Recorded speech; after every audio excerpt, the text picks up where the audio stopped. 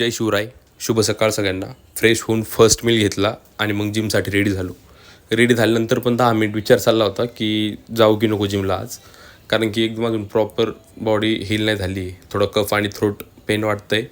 But काल पण break झाला आहे आणि अजून 2-3 दिवस ब्रेक झाला ना मग थोडं अजून कंटाळा येतो जायला आणि परत मग ते स्टार्टिंगपासून परत स्टार्ट करावं लागतं. परत वेट ट्रेनिंग मग हे अवघड होतं. त्यामुळं मला ब्रेक करायचा नव्हता आणि मी गेलो तरी नॉर्मलच वर्कआउट करणार होतो, कारण की तब्येत महत्त्वाची बॉडीपेक्षा ना. आणि मग जिमला पोहोचलो.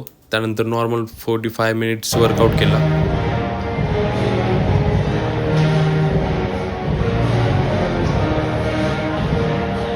आणि मग वर्कआउट कंप्लीट करून घरी निघालो.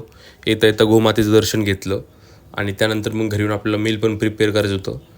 ते मील वगैरे प्रिपेअर केलं, जेवण केलं आणि मग जॉबसाठी रेडी झालो. आणि सध्या स्टाफला सांगितलं थोडं तब्येत हे तर ते करतात